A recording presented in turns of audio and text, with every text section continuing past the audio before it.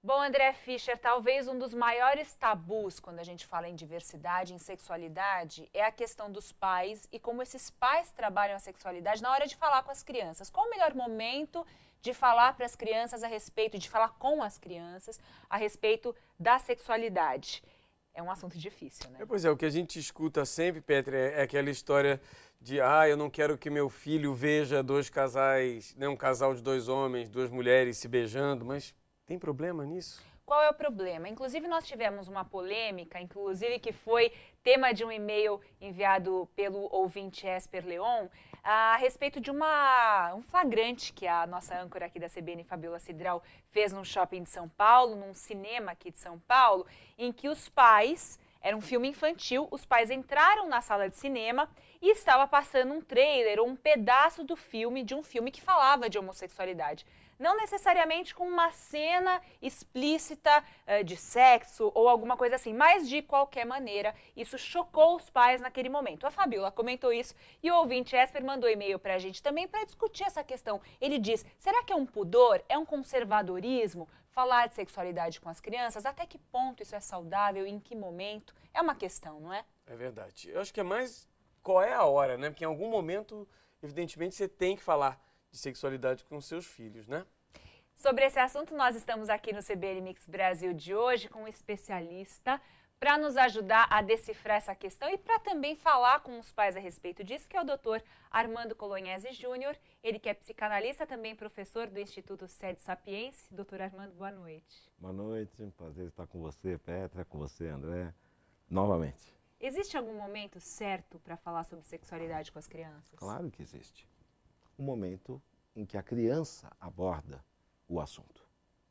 Os pais têm muita preocupação com esse assunto porque passaram por isso e trazem na sua história dificuldades e facilidades sobre o tema. E muitas vezes ansiosos antecipam o assunto que não é do interesse da criança. O momento mais adequado é estar atento às questões da criança. A criança pergunta, a gente responde.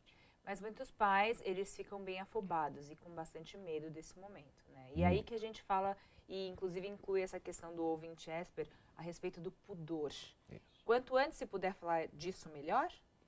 Não, porque se você, quanto antes, estiver atropelando o momento da criança, você vai introduzir uma temática que não é do interesse e talvez nem da maturidade para a criança discutir isso. Ela não vai compreender. Ela vai receber uma informação que os pais querem passar, mas ela não quer saber. Eu lembro aqui, muitas vezes as crianças fazem perguntas mais simples, né? Sabe, do tipo, o que é sexo? Mas eles queriam saber o que eu coloco, masculino ou feminino, quando me perguntam que sexo é o seu, né? E não sobre a temática da sexualidade.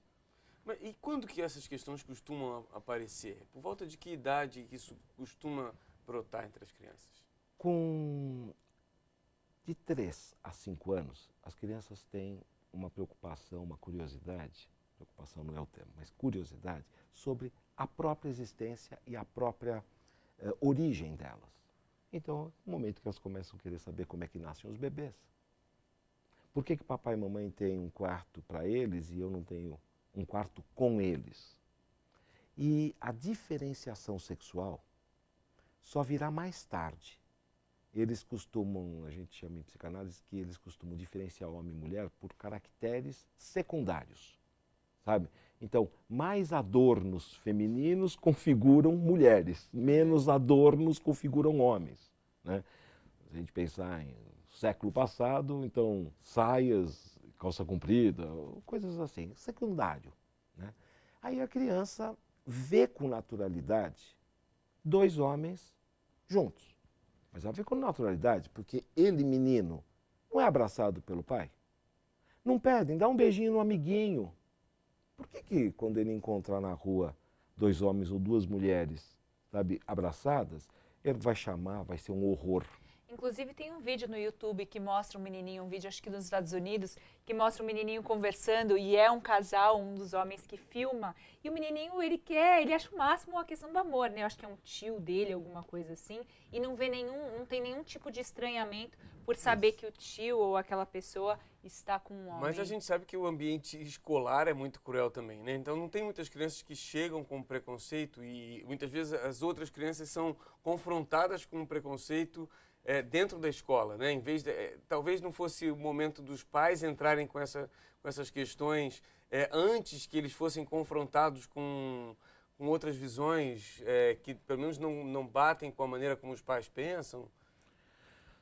Você abordou um aspecto importante, que a escola é um ambiente cruel. Porque naquele momento as crianças, entre elas, sentem-se à vontade para reafirmar o que às vezes estão inseguras, mas como se fossem autoridades no assunto. Mas você colocou de uma forma interessante, quer dizer assim, eles vêm com preconceito. Eu gosto de dividir essa palavra. É um pré-conceito. E da onde eles tiraram esse preconceito? Se naturalmente eles podem olhar para a questão sexual, beijos, abraços, homem-mulher, homem-homem, mulher-mulher. Porque eles são incentivados ao amor pelos pais. Então, o menino não pode beijar o pai? Pode. Sabe, não pode beijar o amiguinho? A mãe e as amigas, as menininhas brincam juntos e não são agressivas, são amorosas, né? Esta naturalidade deveria estar dentro da escola. No entanto, a preocupação muitas vezes dos pais, até que tipo de brincadeira esse meu filho vai fazer na escola. Aí eles introduzem um pré-conceito, porque ele não está numa idade de conceitualizar a sexualidade pela diferença, nem sexual anatômica, homem e mulher, porque ele não está interessado nisso, né? Muito menos que tem amor correto e amor incorreto, porque seria um absurdo. E muitas vezes essa introdução do tema é pelo medo também. Você fala desse preconceito e uma das maneiras também, você observa que é pelo medo, né? De alguma maneira. Sempre é pelo medo. Sempre é pelo medo. Se não houver um medo, há investigação, há espontaneidade para se descobrir. Agora, quando eu tenho que colocar um conceito prévio, anterior à minha experiência, é porque eu tenho um temor de perder o controle ou de, aí depende da idade, de não ser amado, de não ser incluído. Aí cada fase vai ter uma importância. Então, sempre pelo medo que surge o preconceito. Doutor Armando, eu queria inclusive perguntar para o André, porque como é que isso foi introduzido, André, na tua família, por exemplo? O André tem uma sobrinha que enfim, que cresceu e você é muito apegado a ela, né, André? Como é que foi isso na tua família? Contar para a sobrinha, ou se teve esse momento de contar sobre a homossexualidade? Você sabe o que é engraçado, né, Petra? Que minha sobrinha, desde pequena, conviveu com namorados meus, né, com um namorado durante a infância toda dela. E é engraçado que a gente acreditava que nem precisava falar sobre assunto, que ela já tinha entendido tudo. E não foi bem assim, foi muito engraçado que um dia a gente se surpreendeu, ela já devia estar com uns 8, 9 anos, já estava um pouquinho mais velha, e ela soltou um comentário super preconceituoso sobre um colega de turma dela, e eu fiquei chocado, falei, nossa, mas será que ela não percebeu o que estava acontecendo? Eu tive que sentar e contar para ela. E não que ela tenha ficado chocada, mas ela, é engraçado, não tinha feito a ligação. Então, acho que às vezes a gente acha que nem precisa falar, mas na verdade precisa falar. Você precisa chegar e falar, olha, né, o tio namora com o namorado do tio, né, você tem que falar as coisas. E às vezes a gente fica no conforto de achar que, olha, é natural, não precisa nem ser dito. Mas precisa, porque ela foi de uma certa maneira impactada lá, por isso que eu até levantei a questão do preconceito na escola. Ela foi impactada pelo preconceito que devia correr solto ali na sala de aula, e sem se dar conta que o próprio tio era gay, né? Então, eu diria assim, sem se dar conta no sentido preconceituoso que ela recebeu na escola, que foi, muito possivelmente, excluir o diferente. O tio não é diferente. Ele é igual, claro. É igual, Sim. é igual, Amado, pertence, querido. amado, está dentro do nosso esquema familiar. Sabe? E não é isso que é enaltecido na família? O amor, o carinho, o respeito. Sabe? Isso não existia naturalmente? Sobre isso você não teve que falar. Uhum. Isso foi o natural. Isso foi natural e não era um conforto, era um fato. Agora, quando na escola ensinaram, mostraram, viveu a situação da exclusão, aí então, bom, eu não quero ser excluído. O ser humano é gregário, ele precisa viver em grupo. Então, o temor da exclusão é muito grande no ser humano.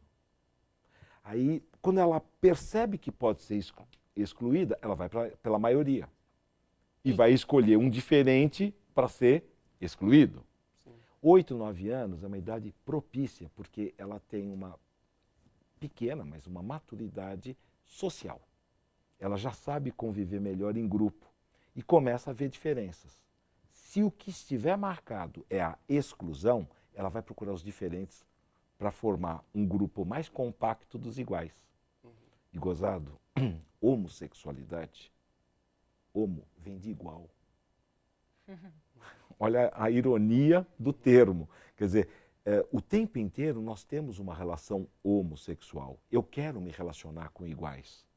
Mas a gente só vai para frente se a gente encontrar os diferentes. Então, não está na definição das genitalidade a verdadeira homossexualidade. Sabe? Mas muitos pais também, doutor Armando Colognesi, ficam com, não sei se ficam com medo de abordar muito logo a questão da homossexualidade por medo do filho querer ser homossexual. Isso existe? Perfeito. Não.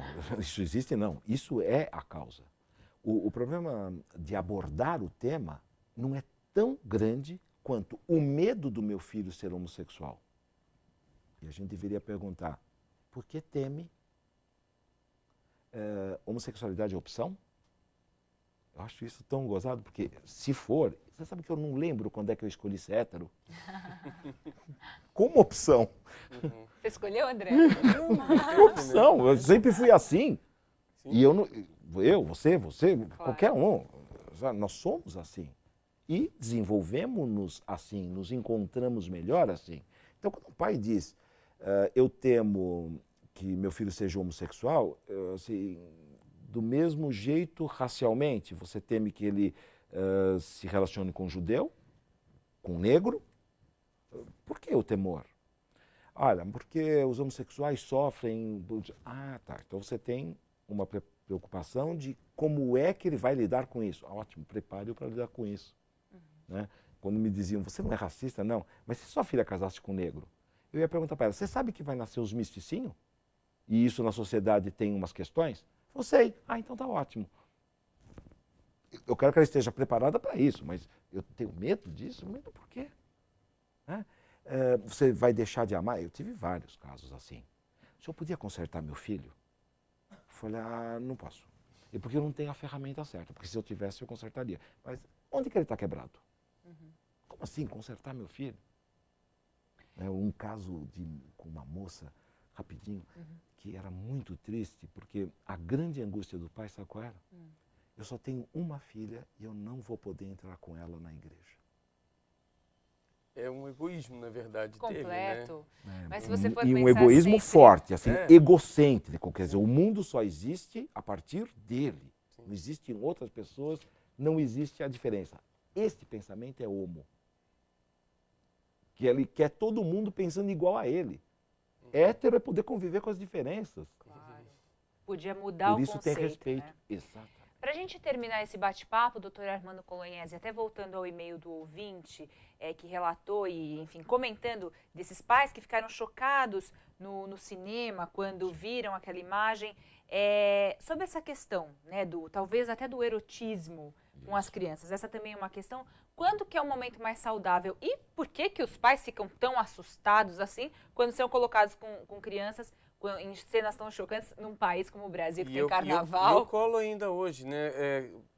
Existe uma questão que as crianças já têm acesso a essas imagens por conta da internet, elas já têm acesso a isso, como preparar as crianças também para isso, que elas evidentemente vão ver muito mais cedo do que antigamente, né? Eu não as prepararia para ver isso. Eu deixaria que ela visse um uma cena de violência com um animal e ela me perguntasse, por que é assim? Por que a gente cuida bem dos nossos animaizinhos e eles tratam mal os animais? Deixasse vir dela, não prepararia. Porque, como você bem disse, isso está em todos os lugares. Hoje no social e não só na mídia. Hoje estão em programas que eles podem ver. Voltando à questão até do cinema, quem se chocou mais com aquele trailer? É os pais, né? Os pais se chocaram. Imagina, crianças vão ver filme infantil, entram, até a gente conseguir colocá-los sentadinho, com a pipoquinha, olhando para a tela, sabe? Foi metade do filme. As crianças não ficam grudadas na tela. Então, muito possivelmente, já começou o filme? Não. Ótimo, hora de brincar. Quem ficou chocado com aquilo foram os pais, que foram pegos desprevenidos. Se lidassem com aquilo com naturalidade, como deve ser, porque é da natureza humana, ser hétero, ser homo, é da natureza. Não é sem vergonhice, não é errado, não é quebra, não é precisa ser consertado. Isso é uma natureza, a sexualidade é natural no ser humano. Então, se eles lidassem com essa natureza, virão as perguntas. Por que, tio, você tem um namorado e não tem uma namorada? Eu explico com uma maior facilidade. Você entende? Pelo mesmo motivo que o papai tem uma namorada e não tem um namorado. É o mesmo motivo, porque eu gosto dessa pessoa, porque a gente se respeita, porque a gente se dá bem, porque a gente é feliz. Ou não? Não tem nada de piegas nisso. Isso é apenas a essência humana. Todo mundo quer a felicidade, a tranquilidade e uma certa complementação. E eu não preciso me completar a partir da genitalidade. Eu preciso me completar através dos ideias, dos ideais éticos, comportamentais, sabe? Metas, programas, objetivos na vida. E se eu não acreditar que é natural uma relação homossexual, eu não posso acreditar que possa ter amizade entre homem e mulher. Porque vai ficar marcado homem, homem, amizade, mulher, mulher, amizade, homem, mulher, sexo. Aí não tem amigo, não tem amiga. Desculpa, eu acho que eu sou muito retrógrado.